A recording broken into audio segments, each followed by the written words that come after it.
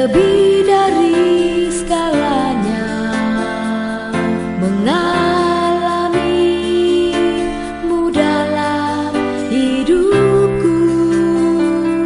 Kehendakmu biar jadi di dalamku, menyenangkanmu kerinduanku.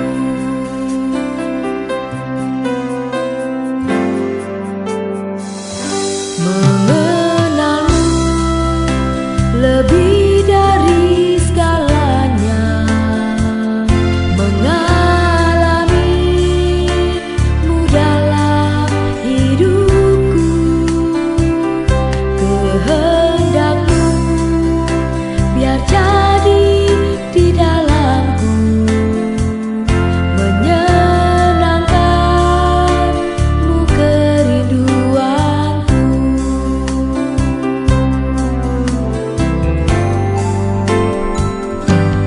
Yesus yang ku tahu, Kau mengerti hatiku, Kau mengenal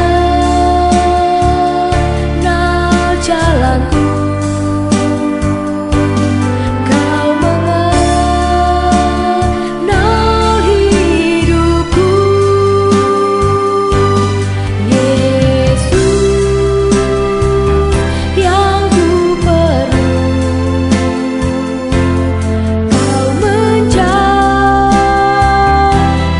hatiku. Ku ada di dalammu untuk senangkan hatimu.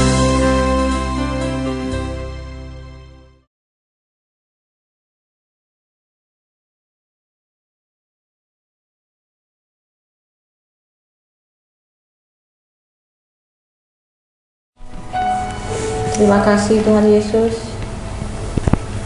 Kami bersyukur Tuhan, hari lepas hari Tuhan ada terus menyertai langkah kaki kami. Tuhan memelihara hidup kami, Tuhan menjagai kami, melindungi kami. Kalau pada hari ini kami diberi kesempatan untuk beribadah Tuhan, itu semua hanya karena anugerah-Mu. Kami ada sebagaimana kami ada, itu semua karena kasih karunia Tuhan. Biar setiap kami Tuhan datang membawa hati kami, membuka hati kami, telinga kami untuk menerima kebenaran firman Tuhan yang akan disampaikan oleh hamba-Mu Tuhan. Urapi setiap kami Tuhan dengan kuasa Roh Kudus-Mu. Kami butuh ruah Elohim dalam hidup kami, dan khususnya hamba-Mu Tuhan, Kau urapi lebih dan lebih lagi, biar setiap firman yang disampaikan oleh Tuhan melalui hamba-Mu, Roh-Mu yang kudus menguraikan, memberi pengertian kepada setiap kami. Biar kami semakin hari semakin bertumbuh, berakar di dalam Kristus. Terima kasih Tuhan. Hanya di dalam nama-Mu Tuhan Yesus kami berdoa dan mengucap syukur. Amin. Datang Roh Kudus, Kau ku rindu, dengan minyak yang baru urapiku, mengalir penuhiku, mengalir pulihkanku. Kuasa-Mu bebaskan hidupku. Datang Roh Kudus, datang Roh Kudus, Kau ku rindu. Kami butuh minyak yang baru Tuhan. Dengan minyak yang baru urapiku, mengalir penuhiku, mengalir pulihkanku. Kuasa-Mu bebaskan hidupku. Satu yang ku rindu,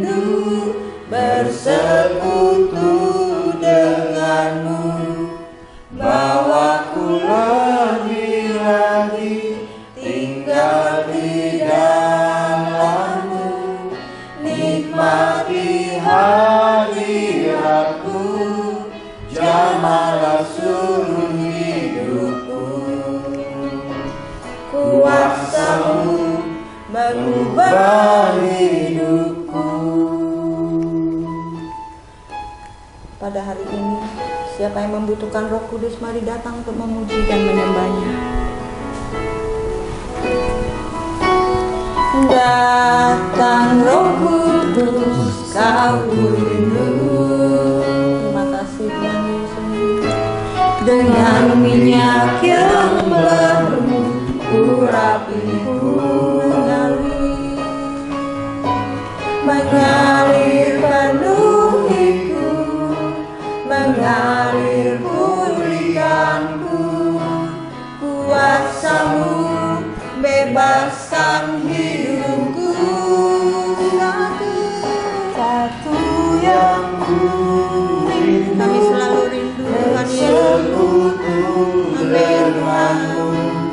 Bawaku lebih lagi tinggal di dalam-Mu, nikmati hadirat-Mu, jamah seluruh hidupku.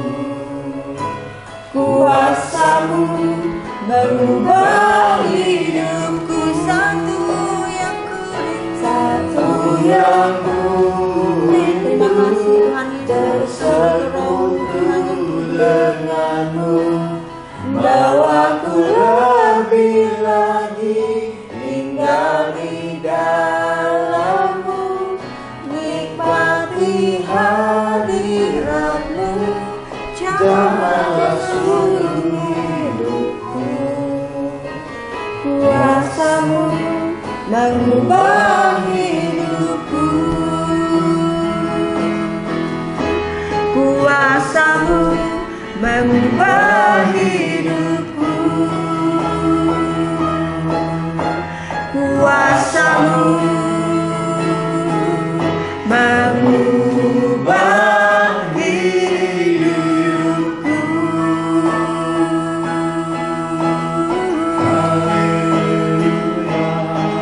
We worship you,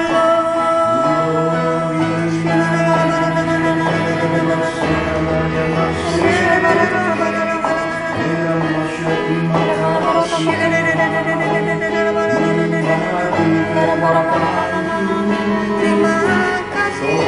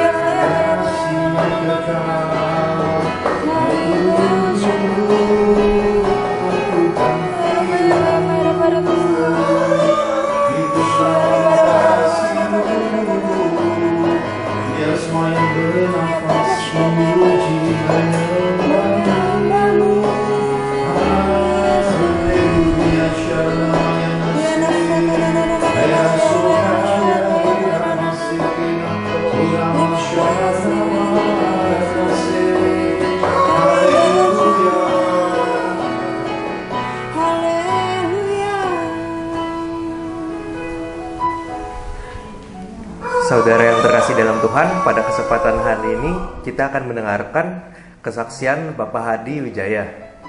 Selamat mendengarkan, Tuhan Yesus memberkati. Shalom, saudara-saudara, bapak-bapak, ibu-ibu. Pada kesempatan yang indah ini saya ingin membagikan akan berkat, akan penyertaan daripada Tuhan pada saya dan keluarga saya. Pada waktu saya berangkat tahun lalu, di mana pada waktu itu masa pandemi dan masa pengetatan juga ada diberlakukan di sini, penerbangan yang keluar maupun juga yang di sana di luar. Saya melihat satu penyertaan berkat yang begitu luar biasa, seperti mujizat. Karena mula-mula saya di check-in counter itu begitu lama sekali, saya ditahan, tidak boleh saya untuk terbang, untuk berangkat. walaupun saya ada dokumen, dan memang saya bukan resident dari negara tersebut, di Kanada, sehingga saya sulit. Tapi akhirnya Tuhan memberikan saya jalan sehingga saya boleh boarding, pergi. Saat transit juga, waktu saya tanya, saya hanya ada satu visa saja.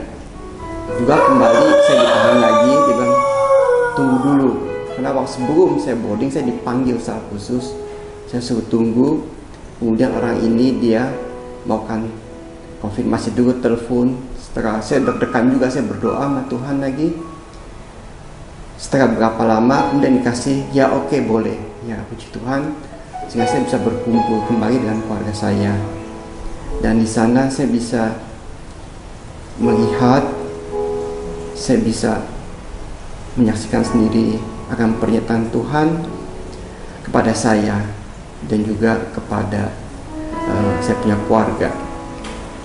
Sana saya bisa WFH begitu lama. Saya bersyukur sekali sama Tuhan. Suatu kasih karunia yang luar biasa. Juga saya bisa melihat karena akan saya punya putri bungsu saya, karena dia mendapat pekerjaan dan dipimpin oleh Tuhan. Selama ini hanya freelance, tidak pernah ada pengalaman resmi untuk bekerja.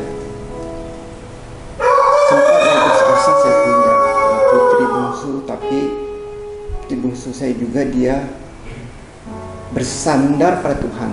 Dia berdoa, dia patuh.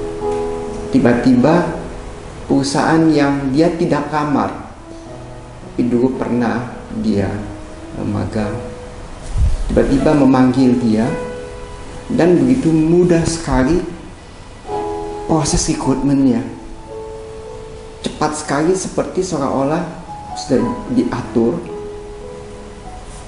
diiyakan aja gitu oleh si bosnya. Dan dia masuk juga. Ada suatu lompatan buat saya, bagi putri saya, karena dia tidak mulai dari start yang tidak bawah benar, tapi ada satu lompatan di atas level tersebut, dimana mungkin orang harus jalani dulu mungkin beberapa tahun, tapi dia langsung dikasih Tuhan ke tempat tersebut. Dan itu tempat saya kesana ke kantornya, saya melihat ya atasannya, bosnya baik, dikasih ruangan tersendiri yang enak, ada sofa di kamarnya, jadi luar biasa. Waktu saya awal bekerja, saya kerja meja rame-rame seperti makan di warung, tapi dia tidak dapat satu ruangan khusus. Dan setelah itu juga dia melakukan banyak sekali satu berkat. Dan juga dalam perjalanan ini dia mendapatkan juga suatu gangguan, suatu serangan. Beberapa kali itu diserang oleh roh jahat. Tapi kasih karunia Tuhan dan juga ketaatan pada Tuhan membawa dia menjadi seperti melompat-melompat. Putri yang pertama juga, dia sampai berapa kali dia ada meramar, dia belum mendapatkan. Saya percaya ini bagian daripada rencana Tuhan yang saya nggak tahu, saya manusia, tetapi saatnya kelak dia akan menerima berkat yang luar biasa, karena dia sudah mulai taat dengan Tuhan. Saya senang, saya gembira. Saya juga punya keinginan untuk dapat dalam satu keluarga itu yang benar-benar di dalam Tuhan, benar-benar semuanya itu kita taat pada Tuhan. Saya pernah ini pada waktu dulu saya mau lulus, tinggal di rumah saya. Tante saya ini orang yang dekat dengan Tuhan, ada satu rasa yang enak. Dan saya juga ada mimpi juga yang seolah kayak saya itu menemukan, saya mencari Bible saya masih waktu saya kecil. Dalam mimpi saya dapat tuh Bible ada di kamar tidur papa mama saya, di bawah ranjang papa mama saya, di rumah yang waktu saya kecil udah berdebu. Jadi mungkin kemudian saya bersihkan dan saya senang, dan saya ini diberitahu bahwa saya akan kembali, saya akan dididik dan gak ada dalam untuk berjam sama Tuhan. Dan selama saya sini, saya tinggal di rumah Pastor Johan, ya, sehingga apa yang saya pernah inginkan juga saya dapat berada dalam satu keluarga untuk saya dalam Tuhan, karena saya ini akan dibentuk agar saya nanti pada saat kembali, maka saya juga bisa membawa ini kepada saya punya keluarga untuk menjadi lebih baik dalam Tuhan. Keluarga saya sudah dalam Tuhan, tetapi saya di sini katanya dididik untuk lebih, agar saya bisa memberikan lebih kepada keluarga saya, membawa dalam Tuhan. Karena pun juga kebahagiaan, damai sejahtera, sukacita itu saya peroleh pada saat saya dekat dengan Tuhan. Ya. Sekian apa yang saya ingin bagikan. Semoga ini menjadi suatu berkat, menjadi suatu hal yang dapat dipakai oleh Tuhan, bukan karena saya, tapi memang karena Tuhan sendiri yang telah memakai saya. Karena saya harus menyaksikan akan semua kemurahan Tuhan, untuk kemuliaan Tuhan. Amin.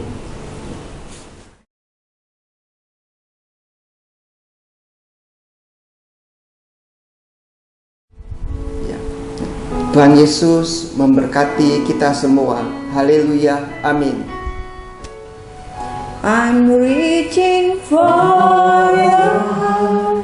You hold my life in your hand, drawing me closer to you. I feel your power in you. Nothing compares to this place, where I can see you face to face. I worship you in spirit and in truth. I'm reaching for your heart. Kami mengundang dengan hormat hambanya. Drawing me closer to you. I feel your power in you. Nothing compares to this place, where I can see you face to face. I worship you in spirit and in truth. I worship you. I worship you in spirit and in truth. I worship you in spirit and in truth.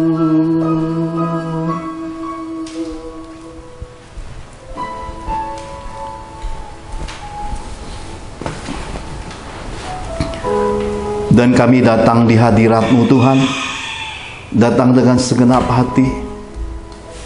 Tempat ini dahulu pernah Engkau berdiri di hadapan hamba-Mu, Engkau berkata, tempat ini, tempat yang kuberkati bagimu, akan menjadi kediaman bagi hambamu dan garis keturunan.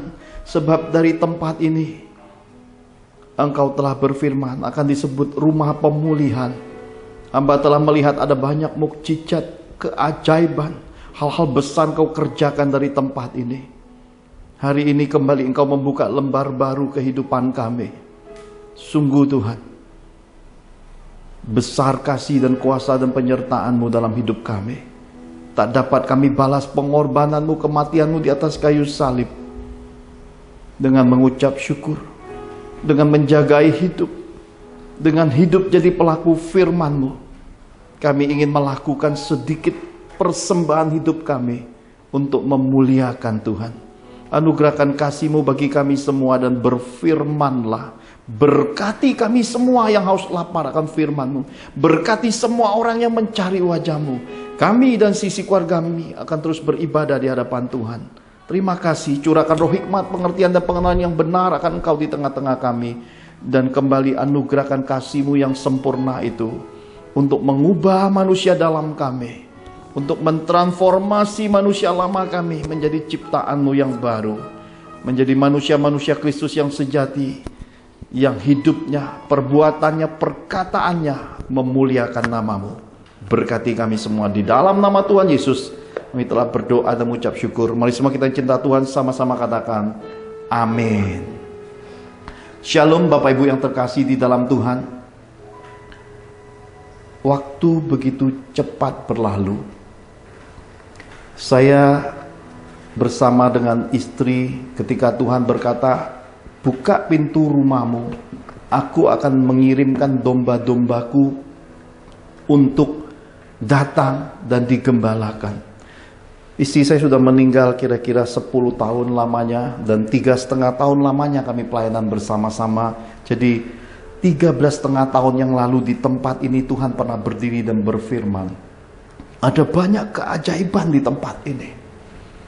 Ketika istri saya berkata, Tuhan, suamiku masih kerja. Saat itu saya masih di sekuler, masih seorang branch manager di perusahaan Astra Internasional. Istri saya berkata, bolehkah Tuhan kalau 2 minggu sekali? Ya, karena istri saya sebenarnya punya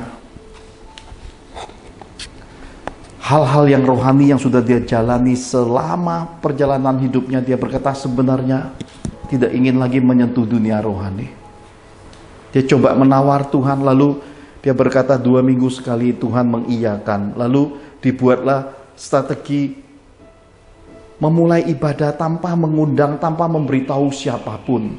Yang ada hanya saya, istri, dan kakak ipar saat itu. Dan tiba-tiba hari perdana itu tiba, ada 12 orang berkumpul di tempat ini. 12 orang, saudara.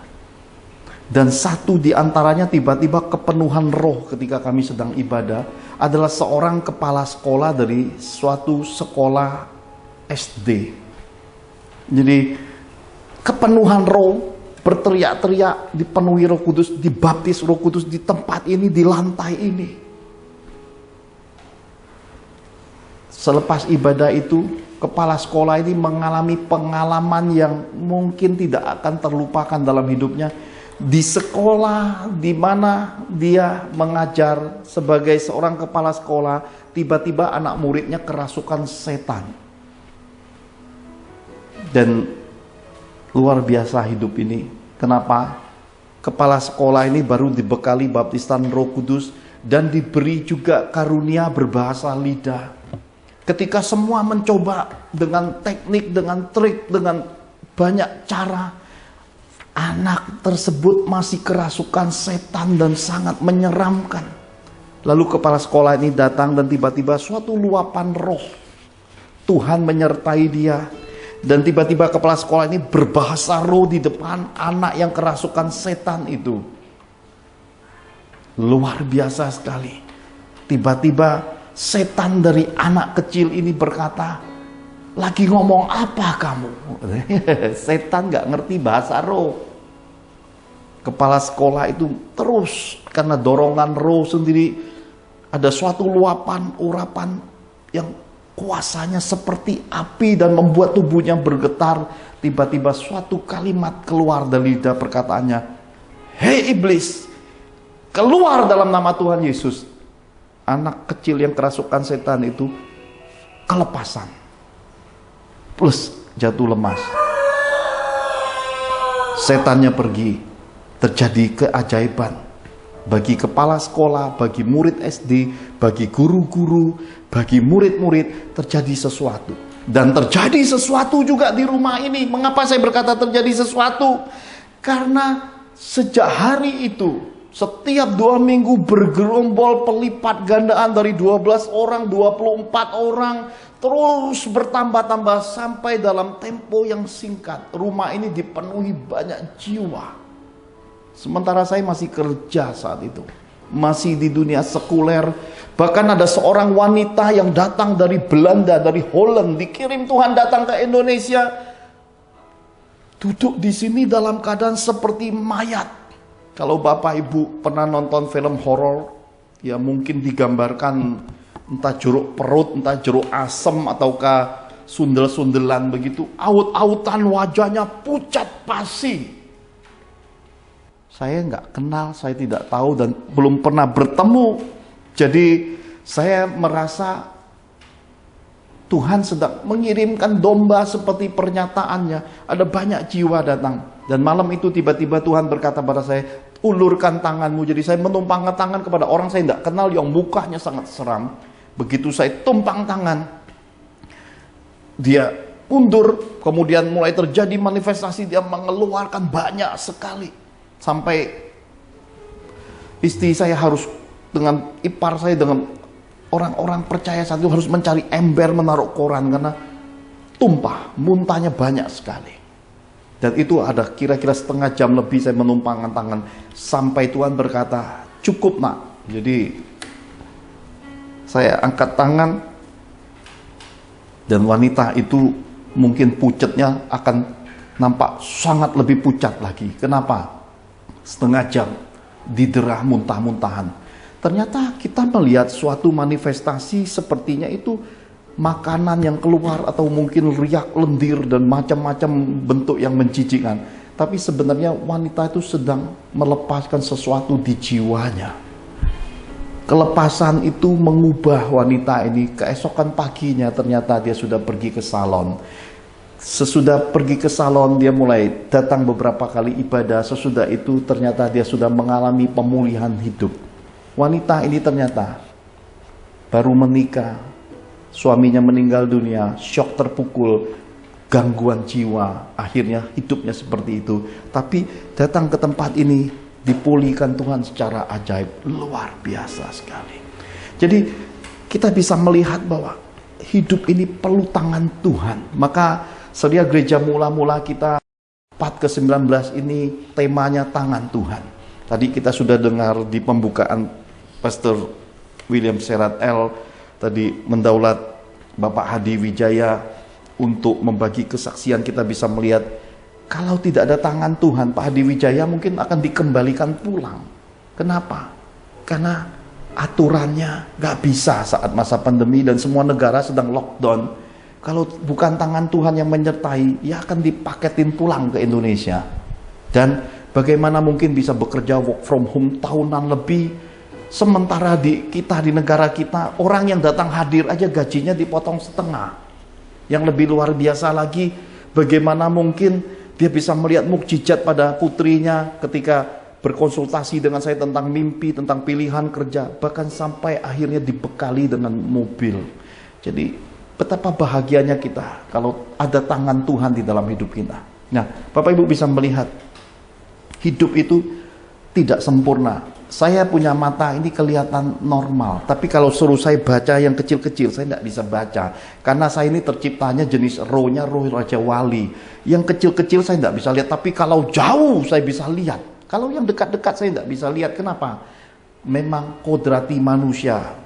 After 40 matanya bisa ada mata plus, jadi saya perlu tambahan kacamata untuk membaca. Tapi kalau untuk melihat jarak jauh, apalagi melihat dimensi roh, tak perlu kacamata. Ya. Jadi mari kita masuki kebenaran firman Tuhan. Kita lihat lebih dahulu kebenaran firman Tuhan di dalam Kisah Para Rasul 11 ayat 19 sampai 30. Kisah Para Rasul 11 ayat 19 sampai 30. Barnabas dan Saulus ke Antiokhia. Sementara itu banyak saudara-saudara telah tersebar karena penganiayaan yang timbul sesudah Stefanus dihukum mati. Mereka tersebar sampai ke Fenisia, Siprus, dan Antiokhia. Namun mereka memberitakan Injil kepada orang Yahudi saja. Akan tetapi di antara mereka ada beberapa orang Siprus dan orang Kirene yang tiba di Antiokhia dan berkata-kata juga kepada orang-orang Yunani dan memberitakan Injil bahwa Yesus adalah Tuhan. Dan tangan Tuhan menyertai mereka dan sejumlah besar orang menjadi percaya dan berbalik kepada Tuhan. Maka sampailah kabar tentang mereka itu kepada jemaat di Yerusalem. Lalu jemaat itu mengutus Barnabas ke Antiokhia. Setelah Barnabas datang dan melihat kasih karunia Allah, bersukacitalah ia. Ia menasihati mereka supaya mereka semua tetap setia kepada Tuhan. Karena Barnabas adalah orang baik, penuh dengan Roh Kudus dan iman. Sejumlah orang dibawa kepada Tuhan. Lalu pergilah Barnabas ke Tarsus untuk mencari Saulus. Dan setelah bertemu dengan dia, ia membawanya ke Antiokhia. Mereka tinggal bersama-sama dengan jemaat itu 1 tahun lamanya, sambil mengajar banyak orang. Di Antiokhia murid-murid itu untuk pertama kalinya disebut Kristen. Pada waktu itu datanglah beberapa nabi dari Yerusalem ke Antiokhia. Seorang dari mereka yang bernama Agabus bangkit dan oleh kuasa roh ia mengatakan bahwa seluruh dunia akan ditimpa bahaya kelaparan yang besar. Hal itu terjadi juga pada zaman Claudius. Lalu murid-murid memutuskan untuk mengumpulkan suatu sumbangan sesuai dengan kemampuan mereka masing-masing dan mengirimkannya kepada saudara-saudara yang diam di Yudea. Hal itu mereka lakukan juga dan mereka mengirimkannya kepada penatua-penatua dengan perantaraan Barnabas dan Saulus. Amin. Amin. Hal yang pertama kita bisa tangkap lewat kisah gereja mula-mula adalah suatu kegerakan di mana tangan Tuhan menyertai. Hal penting yang mesti kita tangkap lewat pesan Tuhan ini dikatakan mereka memberita Injil. Injil yang mereka beritakan itu isinya cuma satu, disimpulkan kitab suci, tidak ada isi yang lain. Cuma satu-satunya Injil yang diberitakan pada kegerakan gereja mula-mula adalah bahwa Yesus adalah Tuhan. Ini dipesankan kitab suci. Oleh karena itulah hari ini semua khotbah, semua pekabaran Injil, semua metode, semua program, semua visi tidak boleh lari dari garis ini. Bahwa semua itu harus pada satu parameter. Yesus adalah Tuhan. Janganlah kita melupakan bahwa Tuhan Yesus itu adalah juru selamat. Juru selamat itulah Tuhan. Tuhan itulah pencipta semesta alam. Dan dialah yang berkuasa di dalam kehidupan ini. Saya senang sekali di dalam tulisan lain, di dalam tulisan bahasa Betawinya, di dalam Acts 11 ayat 21 itu dikatakan, the hand of the Lord was with them.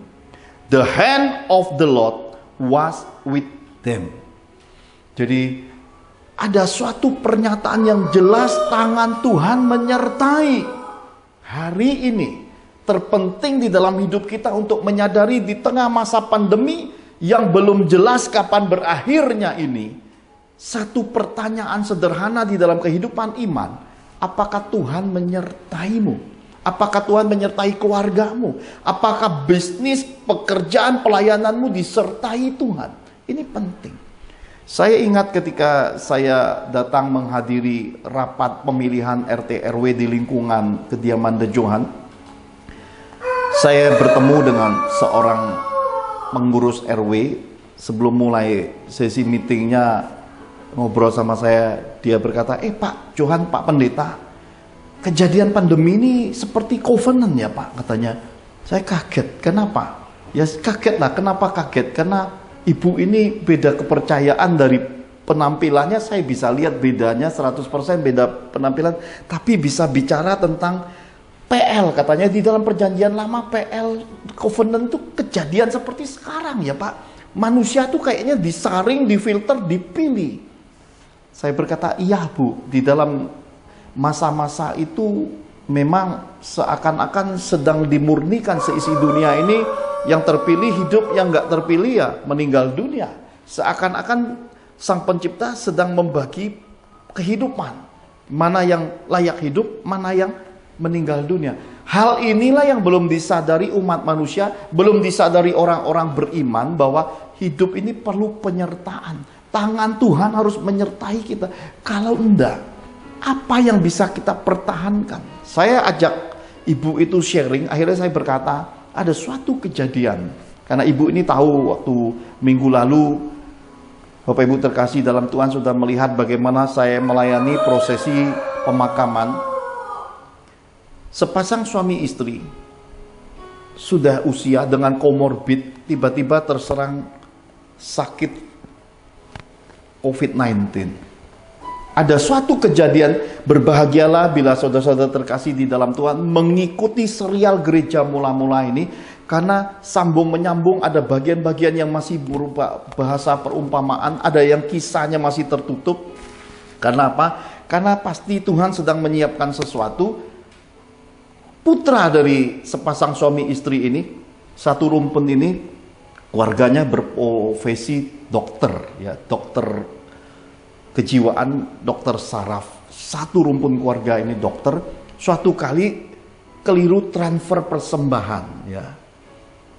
Lalu saya melihat pemberitaan ke saya sampaikan ke Bu Angel. Bu Angel berkata, kalau keliru harus dikembalikan Pak, karena yang akan dikembalikan umat Tuhan kan cuma kewajibannya, yang lebih itu harus dikembalikan. Tiba-tiba saya baca lagi sebuah berita, Om kasih tahu Tante Angel, biar Om Tante yang ngatur, itu bukan suatu kebetulan saya transfer lebih. Lalu maksudnya bagaimana? Itu Tuhan, Om, biarin, gak apa-apa Om. Saya lihat yang ditransfer lebih ini nilainya 5 kali lipat. 5 kali lipat. Jadi misalnya kita mau transfernya, misalnya ambil satu angka berapa Serat? 3 juta misalnya. Yang ditransfernya itu kali 5 gitu loh. Berapa? Jadi kira-kira 18 juta ya, kira-kira. Ya. Berarti ada kelebihan 15 juta, ya kan? Nah, ini kan besar ya, bukan uang kecil. Tapi kami ini hamba-hamba Allah yang mengelola kepercayaan Tuhan, itu harus jaga hidup sungguh-sungguh, karena ini titipan Tuhan, kepercayaan, bukan uang umatnya, tapi Tuhan yang mandatnya ini. Karena itulah saya berani bersaksi, hamba-hamba Allah yang tidak mengelola keuangan Tuhan dengan benar, rumpun anak cucunya berantakan. Perkataan saya ini bisa diuji, saudaraku. Kenapa? Karena ini Tuhan pesankan kepada saya. Maka ketika semua ini selesai, saya berdoa, Tuhan lalu berkata tentang persembahan Melkisedek, persembahan imam maha tinggi. Lalu saya sempat ajarkan di serial gereja mula-mula. Bapak Ibu terkasih dalam Tuhan bisa meng-flash pengajarannya. Karena itulah Tuhan berkata, yang di YouTube semua khotbahmu, khotbah Father's Miracle itu adalah library Tuhan, karena sambung menyambung, ada pengertian-pengertian roh, ada pemahaman yang mendalam tentang pengenalan akan Tuhan. Suami istri ini terserang COVID-19, dan kita tahu kalau masuk rumah sakit dengan komorbid, saya prediksi paling sedikit 500 juta akan habis. Dan ini sepasang suami istri berarti kali 2. Harus sediakan uang minimal 1 ember, ya. Penuh-penuh ember tuh uangnya, 1 miliar rupiah. Maka ketika mengalami sakit, anaknya kasih kabar ke saya, Om doakan papi mami kena COVID-19. Saya datang sujud di bawah kaki Tuhan. Ini bentuk pertanggungjawaban para penjaga jiwa, orang yang jaga pintu rumah Tuhan. Ini bukan soal hamba Allah oknum-oknum yang saudara lihat, ya begini begitu, bukan. Ini bicara pelayanan sesungguhnya. Ketika saya sujud di kaki Tuhan, saya berkata, Tuhan, mengapa terjadi? Tuhan tersenyum, saya tahu ada alasan Tuhan. Lalu saya berkata, bagaimana mengurusi keuangannya, biayanya? Tuhan berkata, semua baik, ya, semua baik. Lalu saya berkata pada Bu Angel, Tuhan berkata semua baik. sudah diatur Tuhan. Tiba-tiba dengan cara Tuhan yang ajaib, sepasang suami istri ini tercover. Si istri tercover dengan insurannya, suami tiba-tiba tercover dengan cara BPJS-nya. Jadi suami istri ini tidak keluar uang sesen pun. Lalu saya berkata, inilah yang dimaksudkan dengan persembahan Melkisedek, suatu pertukaran besar antara generasi Abraham, bapak orang beriman, ketika menang perang menyerahkan persepuluhan ke Melkisedek, hamba Allah Maha Tinggi, Raja Damai, Zelem ini, saudara, ketika dia menyerahkan kepada Yesus, maka rumpun satu keturunan Ibrahim, keturunan Abraham, Ishak, Yakub, bangsa Israel, bahkan kita keturunan rohani dari Abraham, mengembalikan hak kepunyaan Tuhan ini sampai hari ini. Tapi Pak Pendeta, terjadi silang pendapat dengan persembahan. Semua silakan memilih. Apa yang kamu pilih, itulah hidupmu di hadapan Tuhan. Kita memilih menjadi pelaku firman. Kita mengembalikan hak kepunyaan Tuhan, kewajiban kita. Kita cari tempat yang tepat, hamba-hamba yang dapat dipercaya, yang hidupnya jadi teladan dalam kehidupan. Ketika sepasang suami istri ini mengalami kesembuhan, dibebaskan dari beban 1 miliar itu, dia teringat akan dia pernah beli tanah kuburan dan putra sulungnya meninggal dunia 15 tahun yang lalu minta saya untuk layani prosesi pemakaman ulang di pemakaman keluarga. Itulah yang terjadi minggu lalu yang saudara-saudara lihat. Jadi ketika tangan Tuhan menyertai, jangan berhitung sama Tuhan, saudara. Saya duduk di tempat ini 13,5 tahun yang lalu bersama istri di sisi saya. Hari ini sudah tidak ada lagi. Tapi saudara-saudara terkasih bisa melihat, Bapak Ibu terkasih dalam Tuhan bisa melihat, siapa yang duduk di sini adalah anak bungsu kami yang dipilihnya dengan kasih karunia akan menjadi gembala kepunyaannya. Bukan Pak Johan. Kalau Pak Johan, saya tidak ingin satu rumpun pun dari anak-anak saya jadi pendeta. Kenapa? Saya ingin pilih jejak istri saya, tidak mau, kecuali Tuhan sendiri memilih. Hal itu biar Tuhan yang berdaulat, bukan keinginan kami. Gereja bukanlah suatu warisan yang turun-temurun dikasih dibagi-bagi bagi anak cucu. Gereja punya Yesus Kristus. Yesus Kristus adalah kepala gereja. Pemimpin-pemimpin gereja harus datang dari pilihan Tuhan sendiri. Jikalau tidak, lebih baik tidak usah. Kenapa? Karena sorga itu bukan bagi-bagi warisan. Sorga itu bukan gandeng-gandengan. Sorga itu lonely with God. Pribadi kita harus hidup benar di hadapan Tuhan, baru bisa secara pribadi masuk. Lain sama neraka.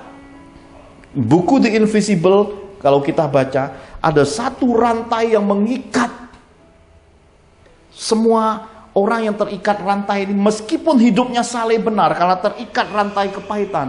Karena itulah Tuhan pesankan, hati-hati dengan pergaulan yang buruk merusak kebiasaan yang baik. Karena rantai itu terbentuknya lewat pergaulan. Ketika kepahitan orang ditebar, ketika roh yang bukan dari Tuhan ditebar, kita masuk, kita sedang merantai hidup kita mengikuti. Sekalipun rencana Tuhan yang besar ada dalam hidup kita, itu tidak kesampaian. Kenapa? Ketika orang-orang yang akan binasa ini masuk pada waktunya, dan ketika rantai itu diseret setan, kita tidak bisa bebas.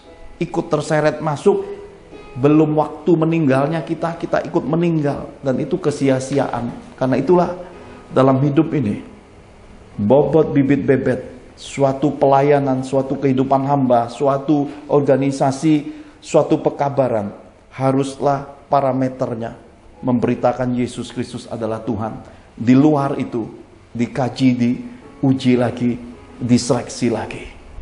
Hal ini harus mendasari iman kita. Supaya apa? Supaya hidup ini benar-benar mencapai perkenanan Tuhan. Saya melepaskan banyak hal dalam hidup saya. Saya beri bukti kepada anak cucu saya. Saya beri bukti kepada anak-anak rohani saya bahwa hidup ini memang harus memilih. Dan untuk memilih, terkadang ada perasaan sakit, kehilangan, ada perasaan tidak nyaman, tetapi itulah salib. Tidak ada seorang pun masuk surga tanpa memikul salib dirinya sendiri. Bukan salib Yesus, karena kita tidak akan sanggup memikul salib Yesus. Yang kita pikul adalah salib kita. Salibmu, salibmu. Sangkal diri, pikul salibmu. dan ikut Yesus itu setiap hari.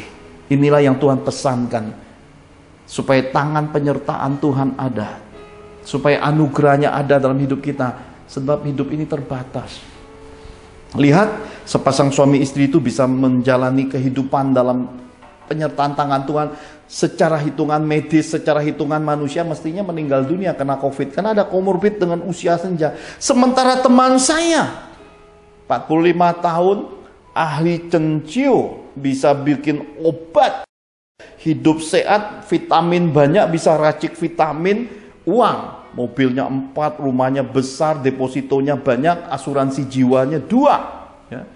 Sebulan sebelum meninggal berkata, lihatku bro, aku bertahun-tahun nggak bayar persepuluhan, aku baik-baik saja. Sebulan kemudian kena COVID, dalam hitungan seminggu meninggal dunia.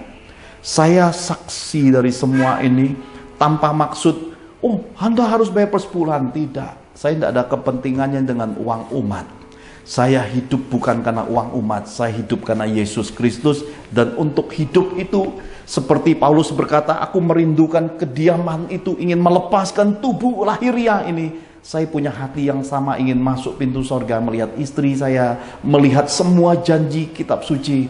Tidak ada satupun bagian hidup saya yang saya pertahankan. Cincin hilang secara gaib, hilang sudah. Digantikan anak-anak, cincinnya pecah. Nah sekarang saya pakai yang anak rohani, saya punya pemberian Adrianus. Ini cincin lebih kuat, lebih mencengkram. Kenapa? Ringnya kecil, bisa masuk, tidak bisa keluar. Ini berkat besar. Inilah kenapa banyak orang di dunia ini bisa kaya raya. Kenapa? Sekali uang masuk udah nggak bisa keluar ya. Ini gambaran hidup ternyata ya. Ini cincin, ini anugerah. Jadi saya percaya ini Tuhan pesankan kepada kita bahwa tangan Tuhan akan menyertai kita. Yang kedua, Bapak Ibu terkasih di dalam Tuhan, dikatakan sukacita sorga. Ini penting. Hidup nggak ada sukacitanya pasti ada yang salah. Kisah Para Rasul 11 ayat 23-24 itu saya bacakan lagi. Setelah Barnabas datang dan melihat kasih karunia Allah, bersukacitalah ia. Wah, ternyata sukacita itu harus didasarkan kasih karunia Allah. Jangan sukacita dunia, jangan sukacita sosialita, jangan sukacita karena kita sedang main humor duniawi, bahkan sering berguyon yang jorok, kita merasa itu kesenangan. Stop. Itu keliru. Kitab suci berkata, kasih karunia Allah membuat kita bersukacita. Lihat, sesudah dia bersukacita, dia menasehati mereka supaya mereka semua tetap setia kepada Tuhan. Jadi setia kepada Tuhan inilah generasi yang akan masuk surga. Bukan generasi yang banyak berbuat ini berbuat itu, bukan. Yang setia, hidup jujur, hidup berkualitas, hidup benar, hidup berintegritas, konsisten dalam panggilan Tuhan, konsisten di dalam nasarnya, konsisten di dalam imannya. Generasi inilah yang akan masuk pada kerajaan Allah. Karena Barnabas adalah orang baik, penuh dengan Roh Kudus dan iman, sejumlah orang dibawa kepada Tuhan. Ternyata sukacita itu gambarannya jelas sekali adalah orang baik, penuh dengan roh dan iman. Orang yang hidup dalam sukacita sorga ini selalu muatan hidupnya itu adalah orang kenal dia sebagai orang baik, kemudian penuh dengan Roh Kudus, dan hidupnya itu isinya iman. Karena itulah orang-orang bisa dibawa kepada Tuhan. Kenapa? Melihat keteladanan lewat sukacita sorga yang ada pada orang-orang yang hidup di generasi akhir ini. Pemberitaan Injil bahwa Yesus itu Tuhan harus dimulai dari karakter hidup kita, keteladanan hidup kita. Jangan sampai kita berkoar-koar ngomong Injil waktu orang lihat kita, lihat keluarga kita, lihat cara hidup kita. Orang berpikir, lu ngomong Tuhan, lu ngomong sorga, lu sendiri hidupnya udah kayak neraka. Pemahaman ini mesti kita sadari. Nah, ada satu pesan di dalam kitab suci, mari kita lihat bersama-sama. Roma 14 ayat 17 sampai 19.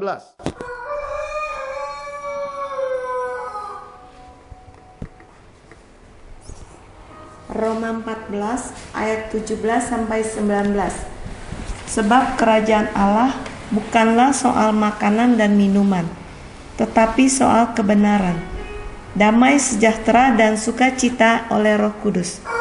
Karena barang siapa melayani Kristus dengan cara ini, ia berkenan pada Allah dan dihormati oleh manusia. Sebab itu, marilah kita mengejar apa yang mendatangkan damai, sejahtera, dan berguna untuk saling membangun. Amin. Amin. Saudara-saudara terkasih, ketika Roh membentangkan firman ini kepada saya melihat dan membacanya ada hal-hal yang ganjil. Artinya perlu pemahaman hikmat Roh menguraikan hal-hal ganjil di dalam tulisan logos di dalam kitab suci. Dikatakan sebab kerajaan Allah, ini semua orang paham, kita ingin masuk kerajaan Allah. Kerajaan Allah kita kenal dengan kata sorga. Yesus berkata, aku datang kepada Bapa menyediakan tempat bagimu. Kita tahu dengan pasti bahwa kita sudah punya tempat. Tempat kita bukan di muka bumi, bukan di dunia ini. Karena dunia dengan bumi ini suatu masa akan digulung seperti kertas. Akan ada langit baru, akan ada bumi baru yang Tuhan sediakan. Itulah kerajaan Allah. Dan dikatakan kerajaan Allah bukan soal makan dan minum. Ya. Saya waktu baca ini agak ganjil. Kenapa ganjil? Karena ada kata juga, karena barang siapa melayani Kristus dengan cara ini, apa kaitannya melayani sekaitan makanan minum? Ternyata ini yang Tuhan pesankan.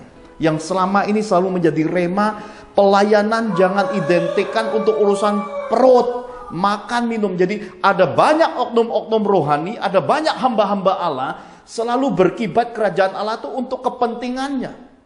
Isinya hanya ingin menimbun, ingin mengerok harta ngengat berkarat, hingga pemberitaan itu dipoles, dikemas dalam suatu keadaan yang punya daya tarik, daya hipnotis. Tidak lagi kebenaran yang murni, yang tersaji, yang mendewasakan umat. Tidak lagi menjadi kebenaran yang memerdekakan umat. Tidak lagi menjadi suatu pemberitaan bahwa Yesus adalah Tuhan, di mana umat dicerdaskan. Kenapa? Karena seluruhnya ingin lakukan pembodohan. Dengan pembodohan itu mengandung suatu hipnotis. Akhirnya kita bisa tahu urusan ujung-ujung makan minum, urusan perut. Nggak jauh dari mamon, duit. Makanan, minuman itu ada di dalam suatu kemasan yang namanya mamon, uang. Bila pelayanan pekabaran Injil selalu menuju ke titik untuk mengeruk uang, mengumpul harta ngengat berkarat, untuk memuaskan urusan perut si pemberita, celakalah mereka. Karena kitab suci berkata bahwa pada akhirnya Allah tidak berkenan. Kenapa Tuhan selalu berkata, "Enyalah kamu sekalian pembuat kejahatan, aku tidak mengenal kamu." Karena inilah bentuk roh-roh penyesat itu. Ketika penyimpangan, ketika pemberitaan, ketika pelayanan lari dari kemurnian, itulah bentuk daripada persekutuan penyesatan. Dan ketika penyesatan itu terjadi, tidak sendiri, dia membawa rombongan. Rantai-rantai penyesatan itu membawa satu rombong akan masuk kepada dapur api, api yang kekal. Untuk itulah kita harus memahami kitab suci kemudian menyatakan sukacita sorga itu seperti apa. Ternyata sukacita sorga itu soal kebenaran. Kebenaran itu tidak memihak. Supaya kita deket tidak berbenturan, aku nggak ngomong lo, aku nggak negur, aku nggak kasih tahu, aku bohong aja supaya nggak bertengkar. Bapak Ibu harus ingat, sorga tidak ada tempatnya buat orang berdusta. Lidah dusta yang selalu saya gambarkan sebagai lidah ular nggak punya tempat di sorga. Karena itulah lidah yang sama tidak boleh memancarkan dua sumber. Harus satu sumber, yaitu kemanisan, yaitu firman. Ini soal kebenaran. Yang kedua dikatakan damai sejahtera. Ada banyak orang ingin mendengar suara Tuhan, tapi hatinya tidak damai. Tidak bisa dengar suara Tuhan. Kenapa? Hatimu ketika banyak kebisingan, suara Tuhan bercampur aduk. Engkau tidak bisa bedakan mana suara dunia, mana suara keruwetan hidup, mana suara kebisingan dunia, hingga suara Tuhan tertutup. Karena suara Tuhan itu lembut, sedangkan suara dunia itu keras. Maka kitab suci berkata, daging itu menekan roh. Daging itu lebih frontal, lebih keras, lebih sadis daripada roh. Karena itu kitab suci berkata roh itu penurut, tapi daging itu pemberontak. Kitab suci mengajarkan kepada kita, barang siapa hidup dari pimpinan roh, hidup dari keinginan roh, mereka disebut anak-anak Allah. Sedangkan keinginan daging, bapak segala dusta. Jadi kita harus tahu hari ini, damai sejahtera ini mengukur siapa kita di dalam kehidupan. Karena itulah saudara terkasih, saya meneladani Tuhan Yesus. Saya tidak mau terikat soal uang dan tidak mau didikte oleh uang. Siapapun di luar sana Siapapun bangsawan sorga, apapun kedudukannya, berapapun persembahannya, saya tidak mau didikte. Kenapa? Karena uang itu bukan tuan di hidup saya. Tuan saya itu Yesus Kristus. Karena itu saya tidak pernah pandang persembahan dan saya tidak menyentuh semua itu. Semua dijalani menurut semua yang telah diteguhkan oleh Roh. Semua itu dijalani menurut apa yang dipimpin oleh Roh. Apakah Pak Johan dengan punya uang beli cincin permata, emas, perak? Sampai hari ini saya pakainya batu-batuan yang mungkin kalau dilempar maling juga mati ya. Dijatuhin di jalan mungkin orang nggak mau pungut. Saya tidak terikat dengan benda-benda duniawi. Pak Johan kosong, apapun nggak pakai. Karena saya menyadari apa yang Ayub katakan, dengan keadaan tidak punya apa-apa, dengan keadaan telanjang aku dilahirkan. Dengan keadaan yang sama aku akan pulang ke rumah Tuhan.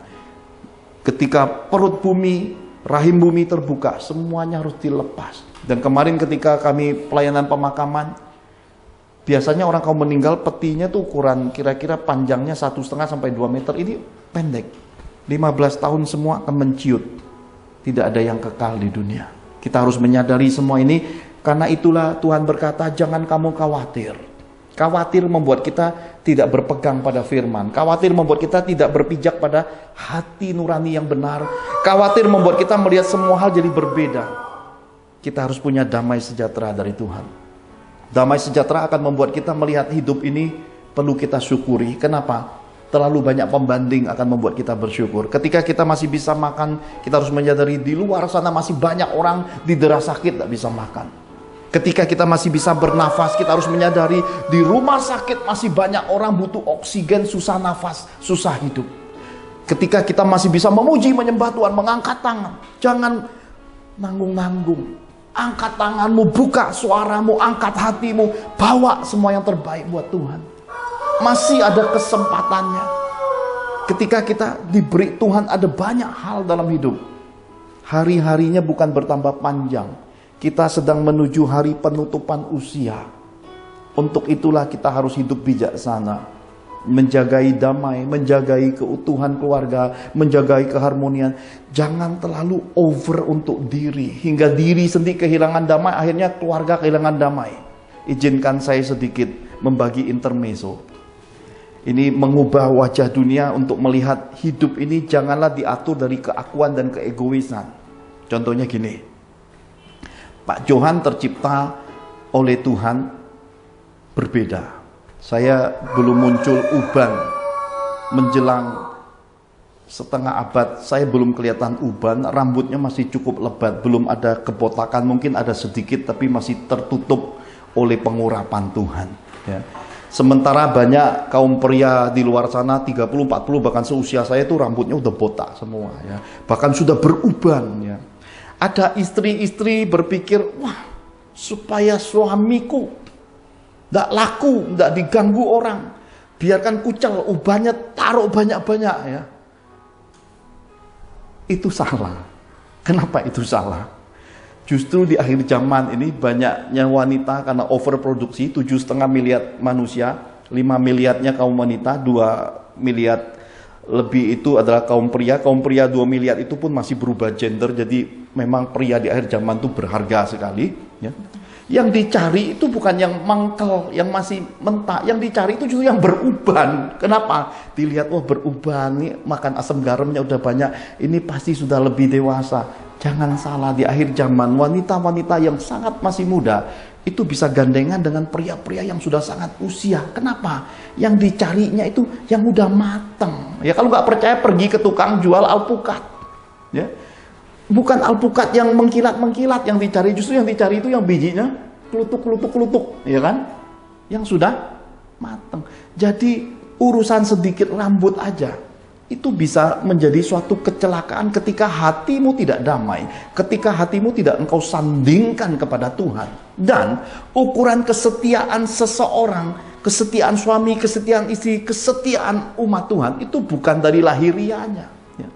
Lahiriah bisa didandan kayak apapun, kalau dalamnya kropos enggak laku. Enggak laku. Kami operasi Pak, kami ke Korea, tetap enggak laku.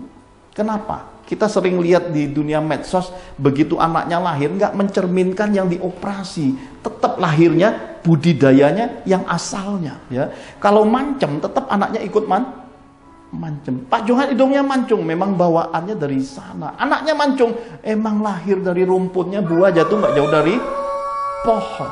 Ya, terus kelihatannya gagah di hari tua. Memang rumpun keluarga saya rumpun berbeda, memang asalnya dari kota Bangka. Makin tua itu makin gagah. Saya kasih lihat foto papa saya, saudara. 75 tahun, bintang film aja kalah gagahnya. Ya, bisa lihat dengan kacamata, dengan sedikit yang namanya uban. Wah, itu nggak kelihatan 75. Bahkan mama saya, ya, ketika wisata ke Bali, ketika buat foto baju tradisional, itu alangkah terkejut. Bahkan ada tetangga di kampung bilang, ada fotomu loh di galeri. Ternyata mama saya itu dijadikan model. Ya, jadi saya berkata, ini semua harus disadari, hidup ini bukan kita yang ngatur. Damai sejahtera Allah yang ngatur hidup kita. Ya, ini Tuhan pesankan supaya sukacita sorga itu ada di hidup kita. Kenapa? Karena ternyata sukacita itu harus datangnya dari Roh Kudus. Hari ini pagi-pagi saya sama Pak Hadi jalan kaki, Bu Angel ngikut. Ya, kami jalan sampai baju basah, saudara ya. Basah kuyup, pulangnya nentengin pecel, saudara.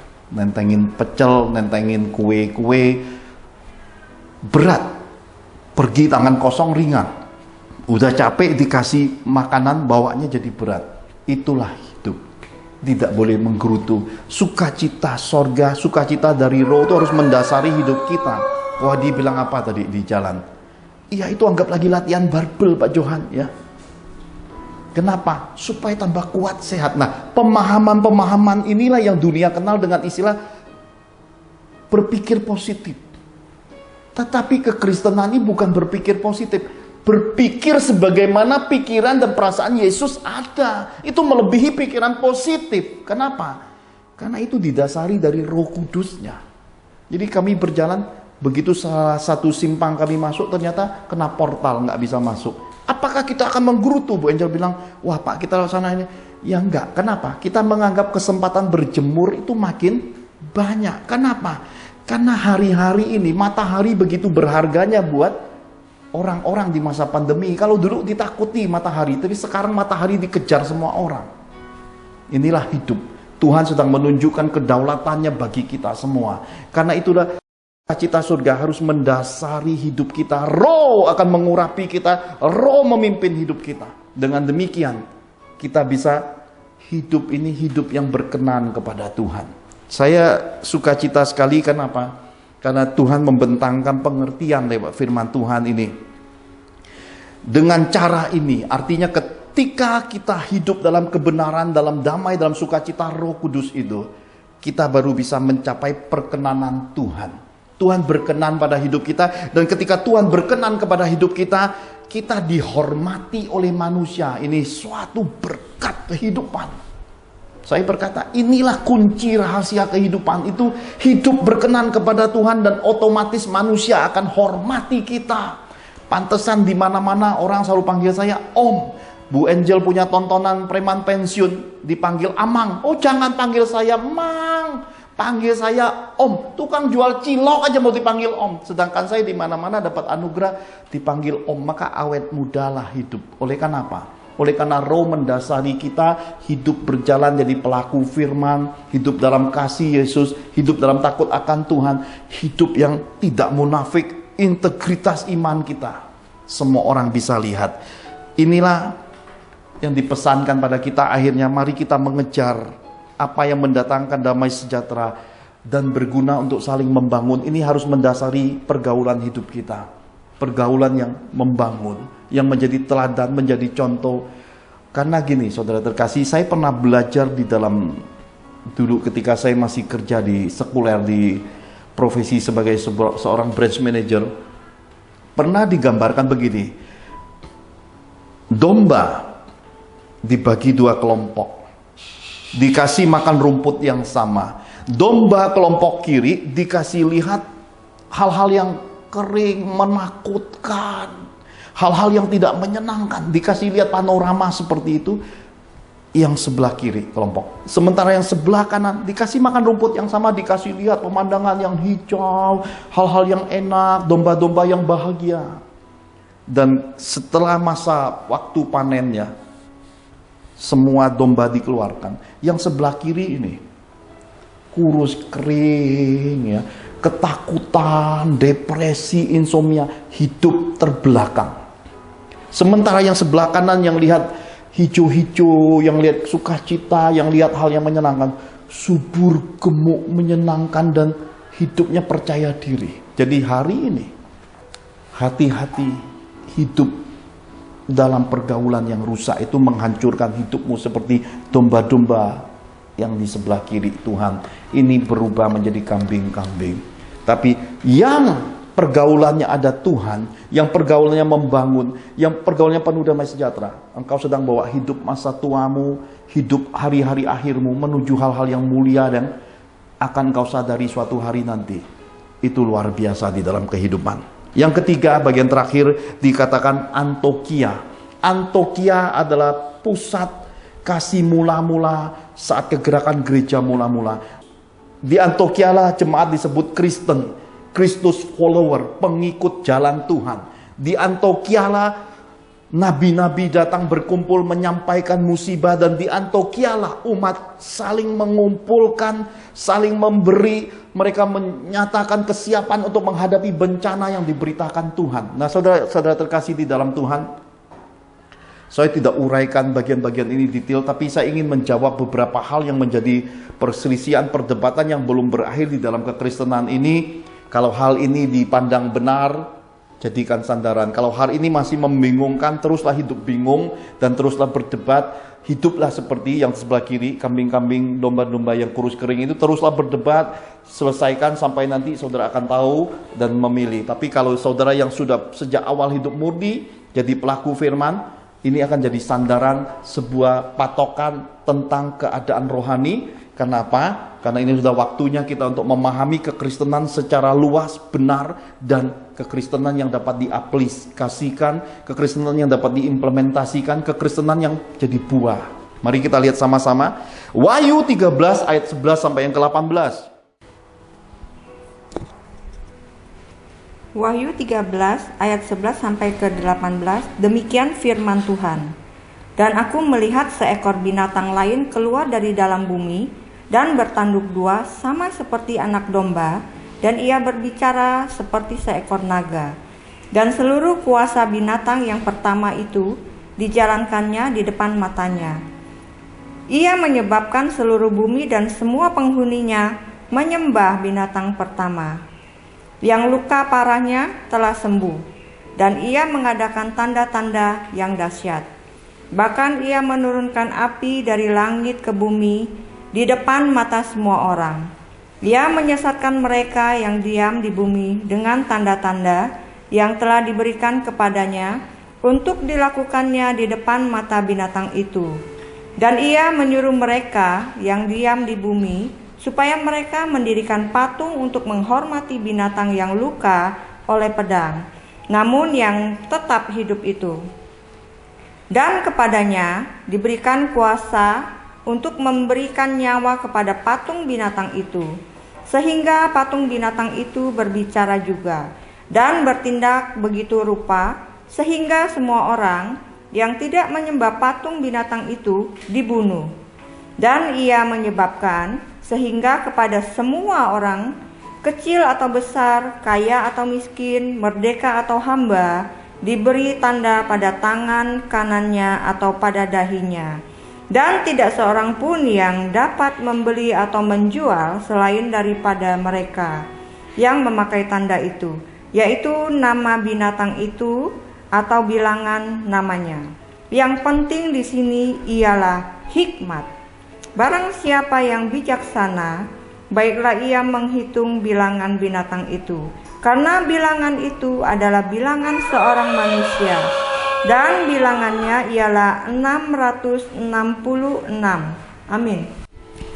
Amin.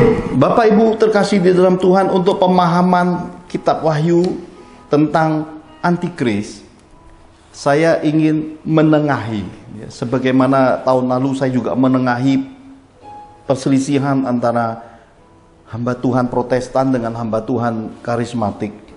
Di pihak karismatik berkata dengan iman dalam nama Tuhan Yesus badai COVID berhenti. Pihak Protestan berkata enggak terbukti pendeta sesat. Saya berkata stop, semua hal yang melemahkan itu harus dihentikan. Baiklah masing-masing orang menurut sudut pandangnya, imannya, tingkat pengertiannya, dan bagaimanakah semua itu harus jadi berkat dan kembali isinya adalah parameter Tuhan Yesus adalah Tuhan. Nah, mari kita lihat perselisihan tentang vaksinasi COVID-19. Sebagian hamba Tuhan mempercayai vaksinasi itu sah dan penundukan kepada pemerintah itu diajarkan firman. Sebagian lagi berkata, jangan vaksin, itu antikris, itu cairan setan. Ya, wah ini luar biasa sekali. Cari titik temunya sulit, tapi saya tidak akan beri titik temu. Saya mau bangun sungai baru, yaitu Sungai Wahyu. Ya. Dengan Sungai Wahyu, mari masing-masing duduk tenang, diam, cermati pemahaman roh. Kalau benar, jangan keras kepala, jangan keras tengkuk. Karena keras kepala itu generasi padang gurun 40 tahun lamanya nggak dapat apa-apa, mati sia-sia. Kalau itu keliru, diralat, diberi di kolom komentar, silakan ralat ya. Ralatlah dengan lemah lembut, jangan main arogansi, karena kita ini harus menyadari saya, Anda, kita semua ini bukan bangsa pilihan Tuhan. Kita ini yang dicangkokkan di antara Israel lahiriah. Jadi kita harus tahu diri nih. Hari ini juga kita harus memahami Israel memilih vaksin Pfizer. Satu bangsanya pilih Pfizer. Jadi kalau bicara tentang penyesatan antikris, berarti kitab suci nggak akan terpenuhi. Karena satu bangsa Israel semuanya vaksin. Sedangkan setengah Israel akan diselamatkan. Kalau itu cairan setan, berarti kitab suci tidak tergenapi, berarti nggak ada gunanya kita jadi orang Kristen. Cukup pemahaman sederhana ini kita bisa lihat. Tapi kalau orang Israel juga ngambil Pfizer, kita harus bertanya, why? Harus bijaksana melihat. Mari saya jabarkan supaya tidak terjadi lagi arus debat kusirnya.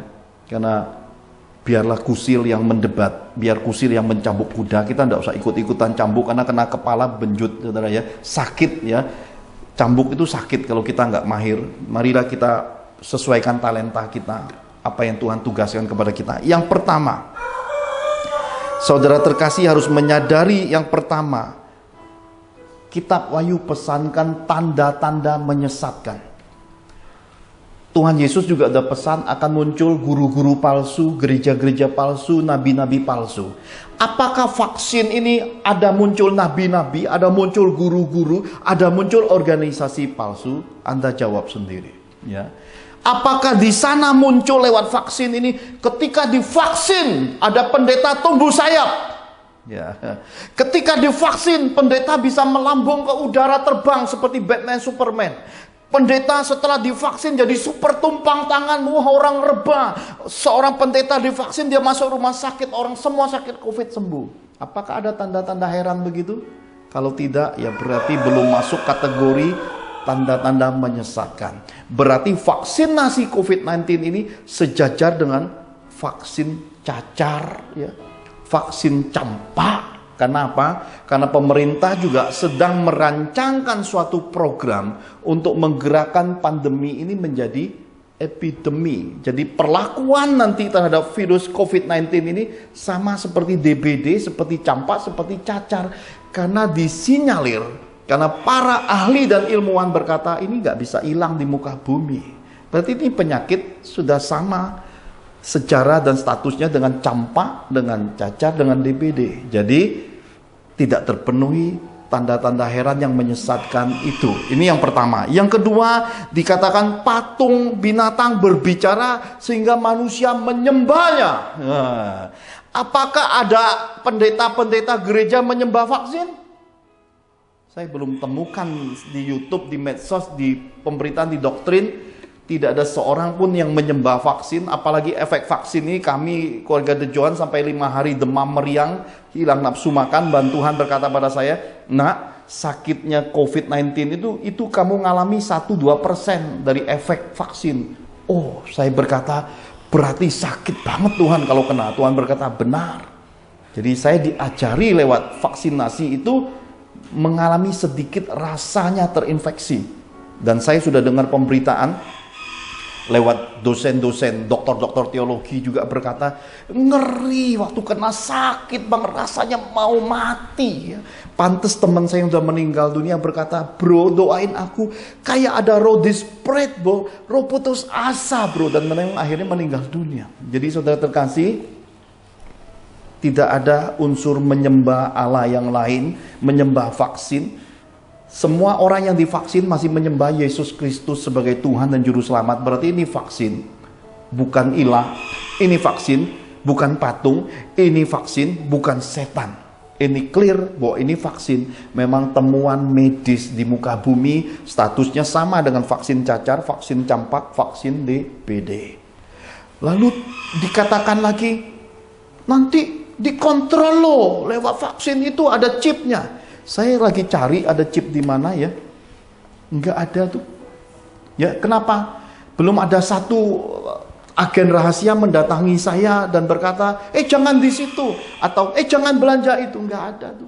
Ya bahkan kalau ke mall pun harus pencet peduli lindungi baru ketahuan Pak Johan ada di mall. Ya kalau saya lagi di hadirat Tuhan peduli lindungi nggak tahu saya ada di mana, berarti nggak ada unsur yang namanya chip itu.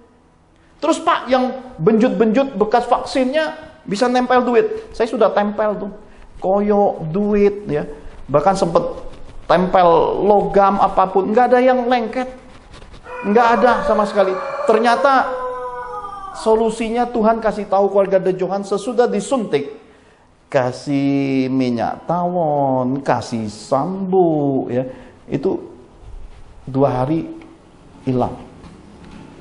Sehat walafiat, tidak terpenuhi unsur menyembahnya. Berarti vaksinasi COVID-19 tidak memenuhi nubuatan wahyu tentang menyembah patung. Karena juga nggak ada muncul patungnya, belum ada muncul negara yang berkata, mari ini vaksinasi terbaik di dunia dan COVID kami bisa atasi. Sampai hari ini belum ada satu negara pun. Berarti unsur kitab wahyunya belum terpenuhi. Dan yang ketiga, yang terakhir dikatakan, tanda 66 pada tangan kanan dan dahi ya. Saya rasa ini juga tidak terpenuhi karena vaksin itu adanya di tangan kiri. Belum ditemukan di dunia ini ada vaksin disuntik di jidat sama di tangan kanan. Kami semua divaksinnya di tangan kiri. Berarti tanda 66 itu batal, belum terjadi, belum tergenapi. Jadi vaksinasi COVID-19 itu tidak ada unsur 666-nya. Kenapa? Tidak memenuhi semua yang tertulis di dalam kitab Wahyu. Dengan demikian, saya pendeta pertama Putra Johan dalam pendidikan Magister Teologi S2 berkata dengan jelas sekali menurut apa yang Tuhan ajarkan, menurut pimpinan roh dan keluarga De Johan sudah menjalaninya. Vaksinasi COVID-19 itu halal. Itu oke dan tidak bertentangan dengan kitab suci. Kenapa? Pembuktiannya sudah saya sampaikan.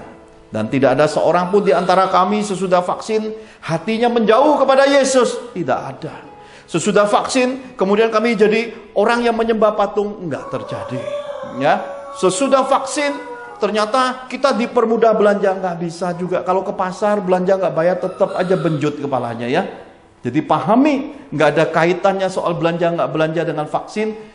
Pemerintah hanya mencadangkan program kesehatan supaya seluruh rakyat Nusantara selamat. Supaya kalau terjangkit pun tidak menimbulkan bencana kematian, maka dibikin program-program supaya semua sadar untuk segera vaksinasi COVID-19. Dengan pemahaman ini kita bisa melihat bahwa semuanya kuncinya ada pada tangan Tuhan kita, Yesus Kristus. Mari kita hari ini berpikir waras, hari ini berpikiran dalam kedewasaan, hari ini melihat hidup yang berbuah, hari ini membuka hati untuk kita terutama. Hari-hari hidup ini bukan tambah panjang, hari-hari hidup ini adalah kesempatan dari Tuhan. Harus kita pakai untuk hal-hal berharga, harus kita pakai untuk memuliakan Tuhan. Mari Bapak Ibu yang terkasih di dalam Tuhan, kita akhiri ibadah online kita. Pastor William Serat L akan tutup dalam doa dan doa-doa berkat surgawi. Mari kita angkat 2 tangan kita sama-sama.